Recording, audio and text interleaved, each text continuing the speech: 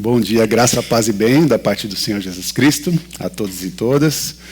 Estou animado, feliz e já me sinto ministrado por tudo que o Senhor fez aqui nessa manhã, né? Desde da abertura, do louvor e dos abraços que vou recebendo ao decorrer desses encontros. Eu desejei conversar com vocês um pouco mais sobre a figura do Cristo e os impactos que, ao conhecer desse Cristo, nos remete, né?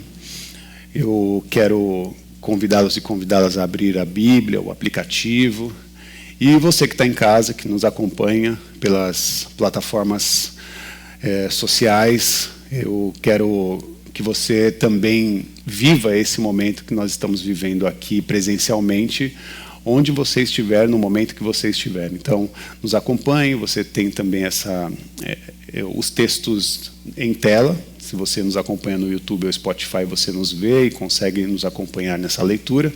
Peço para que você curta, compartilhe com seus amigos e familiares, que esse momento seja um momento especial e transformador para todos e todas que nos acompanham. Lucas 24, 28 ao 32 são os versículos que nós faremos a leitura. Evangelho de Lucas, capítulo 24, versículo 28 até o 32, são parte do texto que eu gostaria de me ater nessa manhã.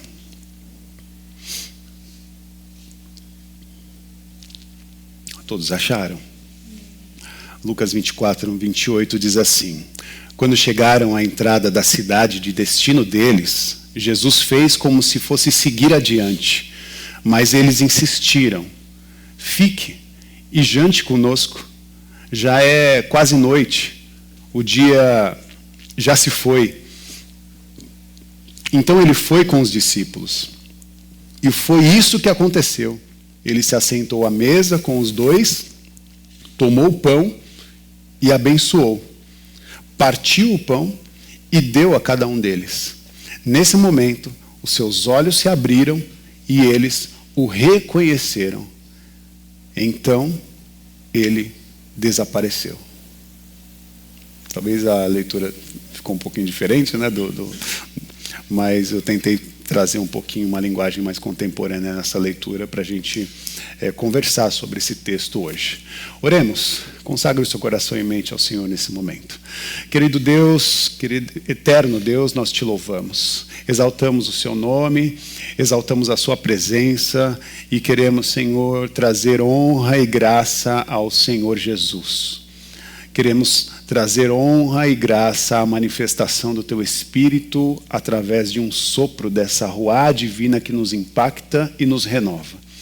Que a graça de Deus, Pai, a graça de um Deus que é mãe, que nos nutre, que nos cuida, nos abraça, nos acolhe, um Deus que é filho, um Deus que é Espírito, um Deus que se move no meio de nós, através de nós. Que esse momento o Senhor nos receba com um profundo cuidado de sermos de fato alunos. Queremos aprender contigo, ajuda-nos. Nos dá, Senhor, a orientação exata. Que nós possamos sair daqui diferente como entramos. Essa é a nossa oração em nome de Jesus. Amém, amém. Bom, esse texto, ele é um texto não só conhecido por nós, mas é também um texto que nós cantamos, né? Cantamos a exaustão, né? na comunidade, né? Que é o relato do encontro de Jesus com dois discípulos, ou alguns dos discípulos, no caminho de Emaús. E um relato que traz para nós uma das mais extraordinárias experiências sagradas da espiritualidade cristã. Porque é nesse lugar, ou na verdade a partir desse texto, que nós compreendemos um Jesus que se manifesta no caminho, um Jesus que se manifesta na escuta, um Jesus que se manifesta na partilha e um Jesus que se manifesta na revelação. Num pequeno texto que relata o encontro de Jesus com seus discípulos, nós temos uma riqueza extraordinária que revela como Deus se relaciona com o seu povo e como nós desenvolvemos a nossa espiritualidade a partir destes aspectos do caminhar, da conversa, do diálogo, da partilha e da revelação. O texto trata-se de um processo. Trata a revelar para nós que a nossa espiritualidade é processo. Que a nossa espiritualidade é jornada. Jornada cristã. Reflete para nós a necessidade de compreender que essa jornada cristã é uma jornada de transformação. Nós não somos transformados imediatamente, mas é no caminhar que a transformação nos impacta, nos renova. É no caminhar que nós vamos recebendo o impacto da revelação de Deus e da ressurreição de Deus. É nessa caminhada que nós conseguimos identificar. E aí no domingo passado, eu, junto contigo, junto com vocês, nós aprendemos o significado do Evangelho. O que é o Evangelho, né? Se nós sabemos que a tradução da palavra Evangelho é boas novas, qual é essa boa notícia? E nós aprendemos que a boa notícia não é um anúncio. Não é um anúncio, a boa notícia não é um regimento, não é um conjunto de regras religiosas que nós devemos seguir. O Evangelho não é isso. O Evangelho não é também regras que moldam a nossa relação com os outros. O Evangelho não é um regimento moral para a sociedade. O Evangelho, na Bíblia Sagrada, se apresenta para nós em uma pessoa. Não num conjunto de regras religiosas, mas em uma pessoa. E quem é essa pessoa? Jesus. Então, quando alguém pergunta o que é o Evangelho? Ou quais são estas boas novas? A boa nova das Escrituras Sagradas é uma pessoa, é Jesus. Jesus Cristo, inclusive o Jesus de Nazaré. O Jesus da Bíblia Sagrada é um Jesus identificado, ele tem uma identidade. Ele vive num território. Ele tem uma presença na existência, ele tem corpo. O corpo dele tem traços, tem cor. Se movimenta de uma maneira. Está imerso em uma cultura, vivendo uma realidade daquele tempo. E é importante nós percebermos esse Jesus histórico, esse Jesus que mergulha na história, que mergulha na realidade e se manifesta para todos e todas. Se manifesta para nós. E ao analisar o contexto, nós vamos entender que a realidade que Jesus vive é uma realidade dura. Porque ao se apresentar para o mundo naquele contexto, ele é alvejado, né? E mais, levado à cruz do Calvário. É morto, crucificado. Entre a realidade dura da morte de Jesus e a imaginação de um Cristo triunfante, está nesse texto a frustração dos seus discípulos. Está nesse texto também uma surpresa ao reencontrá-lo. E é um pouco dentro desse aspecto e dessa narrativa, desse pensamento que eu gostaria de conversar com vocês hoje. De analisar os textos bíblicos e a nossa espiritualidade entre a realidade e entre a imaginação. O que é real e o que é construção imaginária. quando olhamos para Cristo, o que é real nesse corpo, Cristo? E o que é real, e o que é imagem, o que é imaginação, invenção da nossa psique. E é entre essas duas realidades que nós compreendemos que os discípulos se frustraram num determinado momento, e num outro momento eles ficaram surpresos em reencontrar com Jesus. E essa narrativa ela acaba nos ensinando a reconhecer Cristo e também nos ensina a compreender que ao reconhecer Cristo, esse processo de reconhecimento exige tempo. O processo de reconhecer Jesus exige de nós escuta. O processo de reconhecer Jesus exige de nós caminho, mesa, pão, presença. Tudo num texto só, nós compreendemos todos esses aspectos, essas revelações de quem é Jesus. Como é que nós identificamos o Cristo? Não dá para ser de uma maneira superficial, a gente precisa aprofundar para entender quais são os passos de Jesus e como ele se movimenta com os seus discípulos. E também como ele se movimenta na história, que é muitas vezes para nós um objeto de cegueira.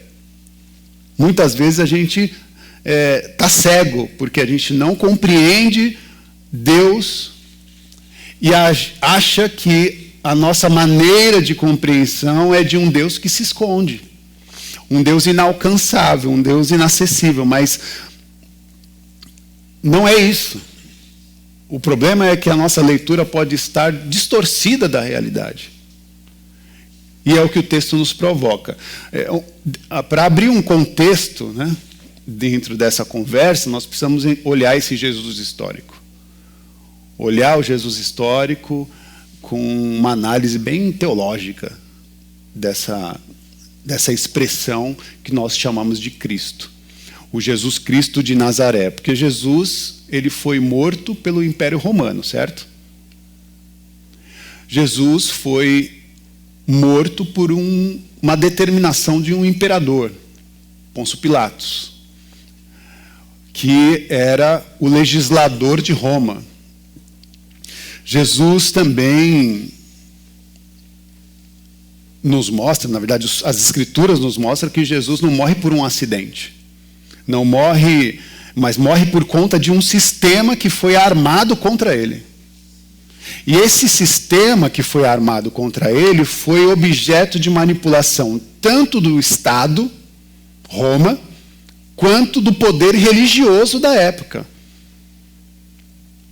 que era o Sinédrio. Que nada mais era que esse conselho religioso judeu, ou seja, o conselho religioso judaico, determinou, ou foi determinante para a morte de Jesus. Então, quem colocou Jesus na cruz do Calvário? O Sinédrio, o conselho religioso, articulado com o poder do Estado, que é o Império Romano. O poder religioso não poderia determinar a crucificação de Jesus. Porque ele precisava, porque quem legislava a lei da época era Roma. Então, os religiosos precisaram desenvolver um conchavo, uma articulação política, estratégica, para dar a sentença de morte a Jesus. E essa é uma compreensão muito objetiva, que compõe também a nossa realidade. Em que a religião e o Estado se unem para desenvolver estrategicamente o seu desejo, as suas aspirações. E aí nós precisamos compreender que Roma, que era esse poder que exercia, né, uma ação militar, política e econômica em Israel, também dialogava com os religiosos e fazia toda a trama de condução do povo, né? E isso, obviamente, trazia para o povo opressão, sofrimento. Nós estamos falando de judeus que sofriam na mão de Roma por conta da cobrança dos tributos, inclusive bem atual, né? Taxação feita sobre aquele povo, sobre Israel. Ou seja, olha que louco isso aí, nem tinha pensado nisso. Mas é isso, um outro império, um outro país, determinando as regras para Israel, e o povo religioso dando legitimidade para o outro país fazer o que eles querem fazer. Só que esse outro país, o que ele estava fazendo? Taxando, legislando regras e leis, impondo para o seu próprio benefício. Israel sobre as garras do Império Romano. E quando Jesus está nesse contexto, ele vive nesse contexto. Ele vê o sofrimento dos trabalhadores. Ele vê o sofrimento daquele povo, dos pobres. Ele vê também o sofrimento da periferia, porque ele vivia na periferia. Ele era de Nazaré. Ele não era do território central, das articulações, onde viviam os ricos, os poderosos. Não, Jesus era de Nazaré. Inclusive, o Sinédrio olhava para Jesus e falava, pode vir alguma coisa boa de Nazaré? Que é muito mais ou menos o que a gente vive também. Né? Quantas vezes eu estou conversando com pessoas, se eu falo que eu moro na Vila Ema, na Zona Leste, né? São Mateus, Tiradentes, lá Tiradentes, quando a gente fala da nossa quebrada, dependendo do lugar, as pessoas meio que entortam, né? Assim, meio que... E não era diferente, Jesus também viveu isso. Quando ele falou que ele era da quebrada, os discípulos falaram, pode vir alguma coisa boa da quebrada? É o Jesus de Nazaré. Então ele tinha território, ele tinha identidade, ele tinha uma identificação. Esse Jesus está em movimento, só que o movimento de Jesus entra em colapso, porque agora o poder do Estado estava oprimindo as pessoas que estavam ouvindo Jesus, seguindo a Jesus ou se aproximando dele. Porque Jesus estava fazendo um alvoroço, criticando o Estado, e tirando as pessoas do estado de pobreza e mostrando para elas uma nova perspectiva de vida. Onde aquele povo que seguia Jesus começou a esperançar um futuro que não era o futuro que o imperador propunha. E também não era o futuro que a religião também propunha. E é por isso que o império e a religião não gostavam de Jesus. Porque Jesus não estava de acordo com os religiosos da sua época e não estava fazendo conchavo com Roma, com o império. Ele estava simplesmente servindo as pessoas, amando as pessoas, independente do seu território, da cor da sua pele, independente do contexto de vida que elas estão, ou que elas viviam, do gênero, né? Raça, cor, todos esses processos. Jesus não parava para questionar essa forma, né, de análise social, moral. Não. Jesus ia e amava, abraçava, acolhia, salvava, curava, restaurava, ressuscitava. Era o que Jesus estava fazendo, o extraordinário. O que é o extraordinário? É o que estava fora da ordem. Mas Roma queria a ordem. Roma queria a ordem. A religião também, ela quer ordem. E Jesus veio para desorganizar todas as estruturas impostas que traziam sofrimento para o seu povo. Mas o que aconteceu? Ele foi crucificado. Foi capturado, foi humilhado e foi crucificado e morto. Morto como um criminoso político. Morto como um criminoso político religioso. foi morto e acusado de ser uma ameaça à ordem romana. Uma ameaça à ordem religiosa que controlava Jerusalém. E o movimento de Jesus começa a entrar em colapso. E aí o que acontece com esse colapso? Os discípulos ficam desesperados. Porque a esperança estava em quem quando os discípulos caminhavam com Jesus? Em Jesus. Na pregação de Jesus. No movimento de Jesus. Só que os discípulos começaram a ficar desesperados porque Jesus, que era um milagre presente no meio deles, agora estava sendo capturado e levado ao madeiro, para o caminho da morte. Ou seja, a esperança que eu tenho em Jesus agora está em xeque. Eu que estava esperando em Jesus, o meu salvador de todo esse contexto diabólico que está me destruindo, me minando, agora estou vendo toda a minha esperança indo para a cruz e indo para a morte. É óbvio que os discípulos ficariam tristes, desamparados. É óbvio que eles ficariam com um sofrimento aparente no seu semblante, com medo das perseguições que viriam depois de Jesus. Porque se eles conseguiram capturar Jesus, os próximos somos nós, os discípulos. Os próximos é o seu próprio povo, os seus seguidores. Os discípulos estavam com medo. Alguns fugiam, alguns estavam em portas trancadas e outros estavam no caminho de Emaús, voltando para o lugar da desesperança.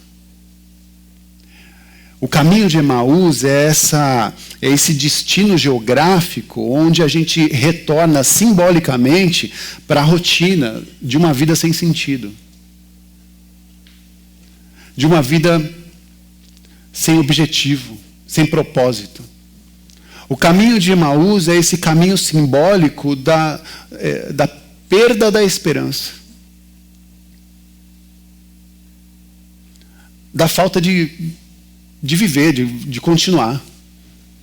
De insistir na vida, sabe?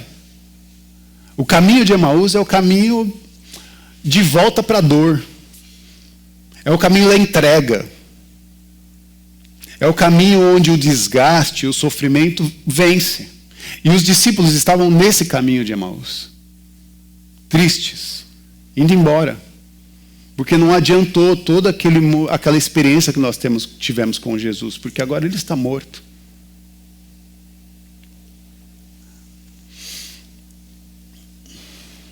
É nesse estado de abandono que os discípulos se encontram com Jesus. Um estado de abandono, de desistência da esperança, um estado em que agora os discípulos voltam para o anonimato, os discípulos voltam para o lugar da frustração, mas Jesus aparece. Jesus aparece no caminho. Lucas 24, 15 e 16 diz: eles conversavam sobre tudo o que havia acontecido. Quando os discípulos se encontram com Jesus, eles não identificam Jesus, mas eles continuam no caminho conversando com esse moço não identificado. E aí, Lucas 24 diz, eles conversavam sobre tudo o que havia acontecido. E no meio da conversa, Jesus apareceu e os discípulos o acompanhou. Mas os olhos deles estavam fechados e eles não o reconheceram. De repente eles estavam conversando por tudo que estava acontecendo. Imagina a conversa, né? Jesus morreu e eles estavam falando, poxa, a gente estava tão animado com a possibilidade da resposta, né? Porque eles esperavam, meus irmãos, certamente um Jesus que triunfasse como Davi, que levantasse a espada, acabasse com o imperador, destruísse todo o império religioso, levantasse a espada e falasse, agora eu sou o rei aqui, eu vou resolver toda essa parada. Eles estavam esperando isso, porque Davi era esse arquétipo de poder que eles tinham na sua mente. Mas Jesus não veio para ser esse rei do poder, que dita as regras, ele veio para ser o o servo fiel e sofredor. E como servo fiel não foi identificado até mesmo pelos seus discípulos, e os discípulos estavam frustrados, porque eles não, até mesmo no caminho, não reconheceram Jesus. E por que não reconheceram? Porque eles esperavam outro Jesus. Eles criaram uma imagem de um outro Cristo, de um outro Deus, diferente desse do qual, de fato, Jesus se propunha a ser.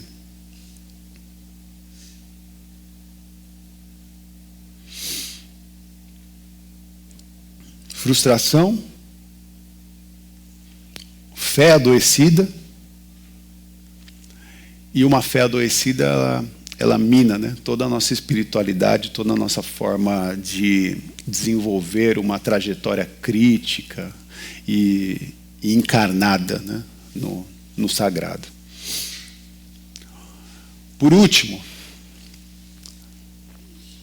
a pedagogia de Jesus, que é, para mim, esse movimento mais extraordinário desses textos. Um Jesus que conversa com os discípulos no caminho de Emaús, mesmo sabendo que não estava sendo identificado. E nessa conversa, Jesus aplica a sua pedagogia à escuta, ouve o que os discípulos estão dizendo. Porque é um pouco assim, né? Jesus caminhando perto deles e eles conversando sobre o que tinha acontecido. De repente eles percebem que tem uma pessoa junto com eles no caminho. E eles estavam conversando, certamente aquela conversa em voz alta. Jesus estava ali, eles devem ter perguntado alguma coisa para Jesus e eles engataram na conversa e vamos junto, vamos conversando junto. E Jesus parte da escuta. Jesus começa também a contar histórias. E as histórias, diz o texto bíblico, que Jesus começa a narrar o texto bíblico de Moisés até os profetas. Jesus começa a recontar a história para aqueles discípulos. E esse processo, meus irmãos, é uma forma de reconstruir a memória. Porque sempre quando a gente passa por um processo traumatizante, a gente perde a memória, as boas memórias. A gente perde a perspectiva daquilo que já foi construído, mas a gente fica amparado pela dor, pelo luto, pelo sofrimento, e isso é ruim para a gente. E Jesus vem resgatar a gente desse lugar, trazendo para nós um processo de contação de história em que nossa memória vai ser, ou que a memória vai sendo reconstituída, reconstruída, e Jesus oferece para eles uma catequese libertadora, em que a mente agora começa a sofrer essas quebras de grilhões, assim, e começa a trazer essa releitura, né, daquilo que eles estavam entendendo e do que Jesus estava oferecendo para eles. Colocando esses moços na ótica da esperança novamente. Tentando tirar esses moços do caminho simbólico de Emaús. Do caminho do sofrimento, da desesperança. Tanto é que em Lucas 24, no versículo 32, ele diz: enquanto Jesus falava, não ardia o nosso coração. A gente não reconheceu ele, mas o nosso coração ardia a cada momento que ele contava uma história. E aí, finalmente, eles vão para aquele momento da mesa, né? Lucas 24, 30, 31. Ao partir do pão, os olhos se abriram e eles o reconheceram. Ao partir do pão, os olhos dos discípulos finalmente se abriram e eles o reconheceram. Eu me arrisco a dizer que Jesus tinha um jeito particular de partir o pão. Queria muito saber como é. Porque quando Jesus partiu o pão, não sei se ele rasgava assim o pãozão, se ele pegava de pedacinhos, se ele alguma forma, não sei como que era a forma, mas tinha um jeito que fez com que os discípulos falassem: opa, esse jeito é o jeito de Jesus de partir o pão. Porque ao partilhar o pão, os olhos deles se abriram. E Jesus finalmente é reconhecido nesse processo de partilha. E isso é extraordinário. Jesus não é reconhecido num processo de individualização, de individualidade. Jesus é reconhecido num processo de partilha. É no partir do pão. E não foi também numa eloquência, numa pregação toda eloquente, num discurso de, sabe, de força, não. Foi num diálogo, numa conversa. Não foi numa retórica religiosa, dizendo, né, com todos os pulmões, dizendo, olha, eu sou Jesus, eu vou fazer isso. Não foi dessa forma. Mas foi no diálogo, na escuta, num gesto cotidiano. De repente, no meio do caminho, eles se encontraram, houve uma conversa, houve um diálogo, houve um processo de escuta, houve um convite, houve uma mesa comum, uma mesa simples, um gesto de generosidade, a partilha do pão, Jesus revelado. A fé cristã, meus irmãos, é profundamente concreta.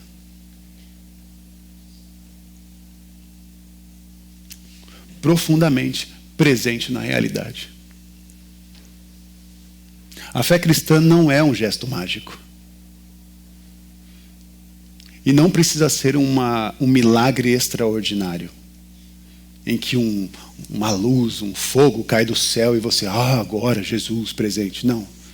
A fé cristã, ela está no gesto do seu cotidiano, a forma como você se empenha de sair da sua casa e chegar até aqui para ouvir o Evangelho. De se relacionar com as pessoas que estão à sua volta de maneira respeitosa, quebrando os estigmas, quebrando os seus próprios preconceitos, derrubando os muros, tirando, né, a escama dos seus olhos, mudando a maneira como você fala, como você escuta, como você se relaciona com as pessoas e como você identifica o seu lugar histórico, como nós estamos fazendo com Jesus, porque cada um aqui tem uma presença histórica, sabe? Uma experiência real. E cada história aqui tem um valor extraordinário. Eu reajo à vida de uma maneira e você reage à vida de outra maneira, porque cada um veio de um lugar, de um espaço. Mas onde é que nós nos encontramos? Nesse Jesus, que se manifesta profundamente em cada uma das nossas histórias.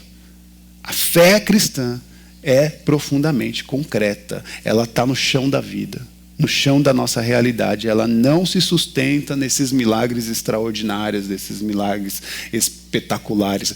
A fé cristã não se sustenta nos LEDs, nas músicas poderosas, nos bumbos barulhentos, nos gritos eloquentes, nas pregações mirabolantes. A fé cristã não se sustenta nas articulações que são feitas entre os religiosos e os políticos. A fé cristã não se sustenta numa roupa que você veste, no jeito como você anda, na maneira como você, né, rebusca a sua fala, constrói os seus dialetos, a maneira como você ergue o seu queixo para falar com as pessoas. Não, a fé cristã não está nessas categorias.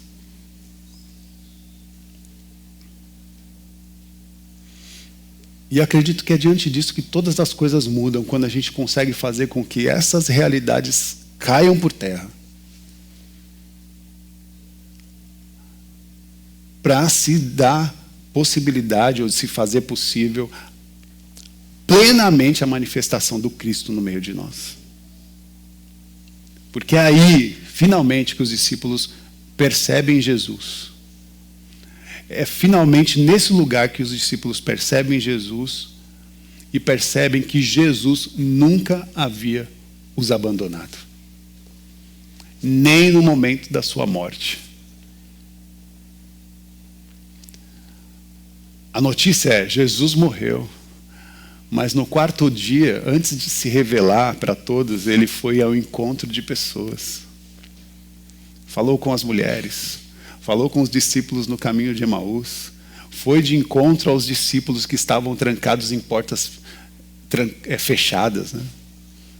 com medo da perseguição de Roma. Jesus foi ao encontro de todos os seus amigos espirituais para dizer, olha, o seu Redentor vive. Inclusive aquele que os traía, né? Que era Pedro, que havia negado Jesus. Jesus foi especificamente ao encontro de Pedro e falou, Pedro, tu me amas? Esse processo de reencontro com aqueles que o amam, com aqueles que se entregam, é extraordinário, porque mostra para nós a possibilidade de entender um Deus que não nos abandona. Ele está presente, até mesmo nos momentos em que nós vivenciamos algum tipo de cegueira espiritual, até algum tipo de incapacidade de compreender a realidade por conta de expectativas irreais.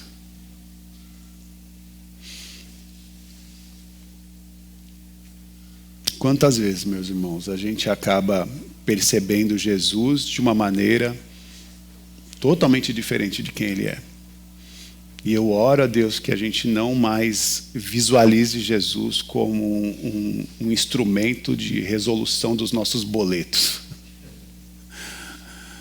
Eu gostaria muito que a gente desenvolvesse uma realidade de presença e de relacionamento com Jesus que não está preocupado em fazer resoluções cotidianas, mas talvez muito mais preocupado em fazer ações como o CRIA fez, né? De sair da sua realidade territorial e acessar um lugar para vivenciar aquilo que o Senhor nos proporcionou, na concretude da vida.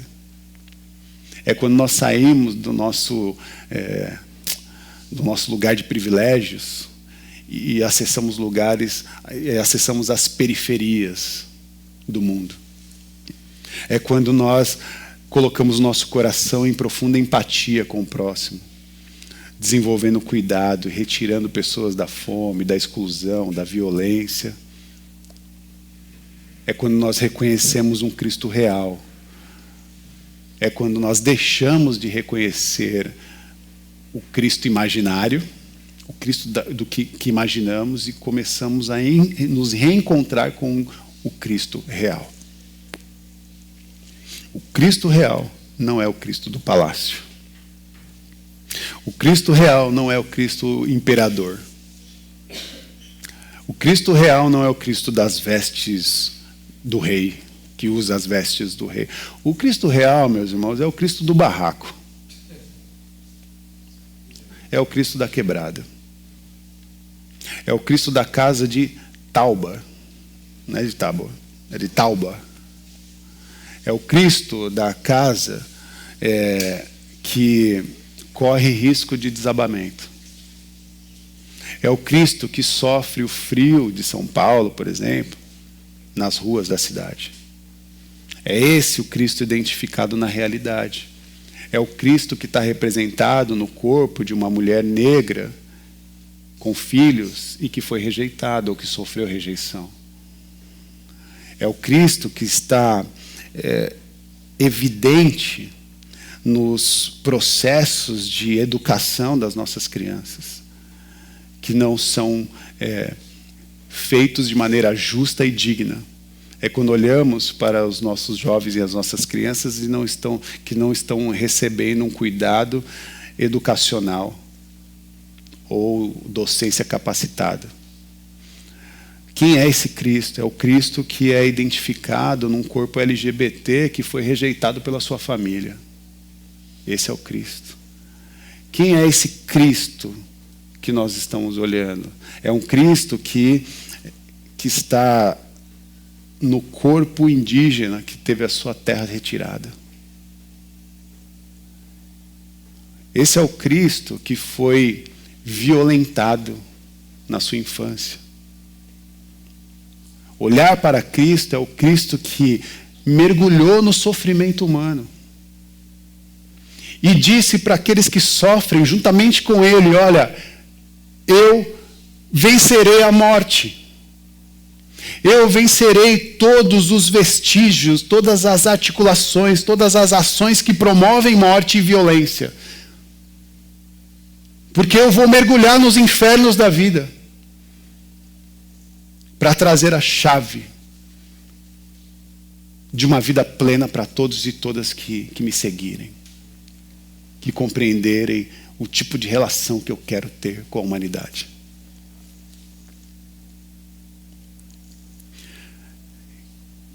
Quem tem olhos vejam, quem tem ouvidos ouçam, né?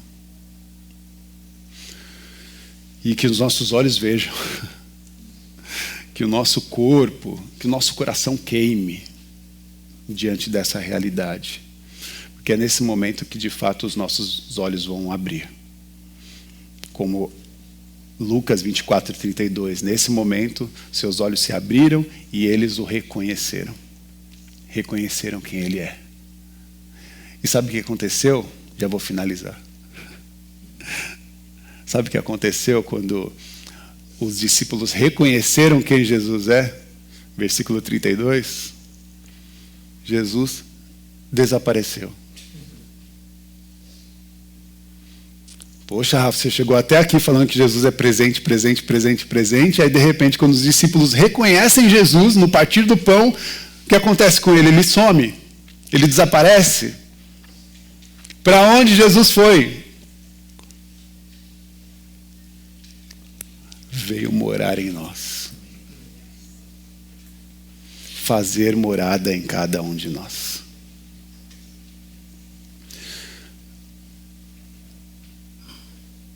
Quando a gente deixa de adorar essa imagem distorcida, Jesus faz morada em nós.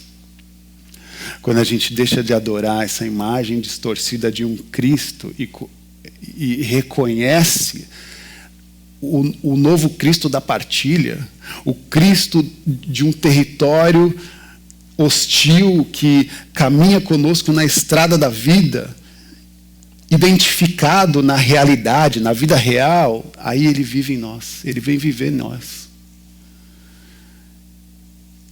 E é nessa missão, através dessa missão, que a gente de fato vai conseguir dar sentido para continuar caminhando, para levar a vida que temos além do sofrimento, das violências e da morte. A morte não tem a última palavra, meus irmãos, porque Jesus venceu por nós, para nós, e nos deu essa realidade. A vida venceu.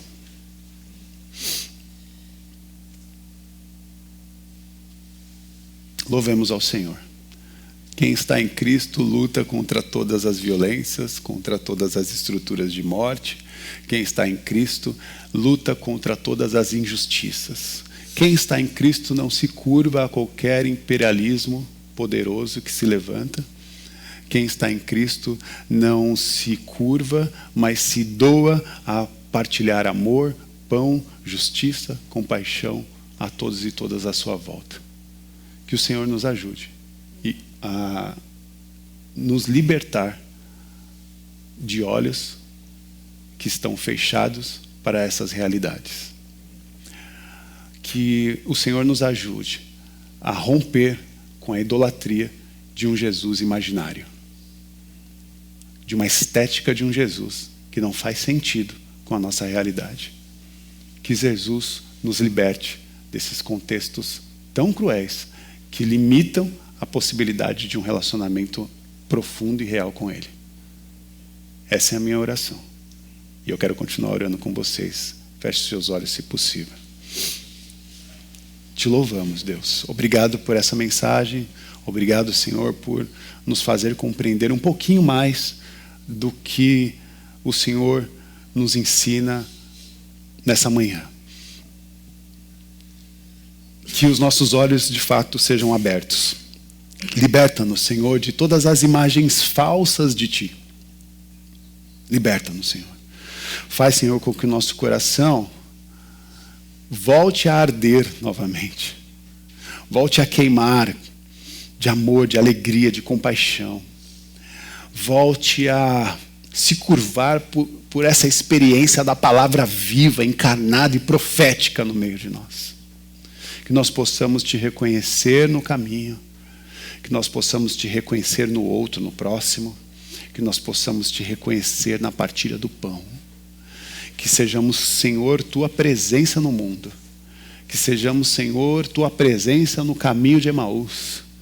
Que sejamos também, Senhor, tua presença no estado de São Paulo, nos becos e avenidas. Que sejamos, Senhor, a sua presença em nossa casa, em nossa comunidade. Que sejamos, Senhor, a tua presença para as nossas crianças. Que sejamos, Senhor, a tua presença para os nossos pais, os nossos ancestrais. Ajuda-nos, Senhor, a ser pequenos cristos na realidade. Porque é o que nós queremos ser. Queremos ser vida ressuscitada e manifesta na esperança e no compromisso com aquilo que o Senhor nos confiou. Em nome de Jesus. Em nome de Jesus. Amém. Amém. Amém. Que o amor de Deus, que a graça do Senhor Jesus Cristo, que as consolações do Espírito Santo estejam sobre a vida de todas e todos.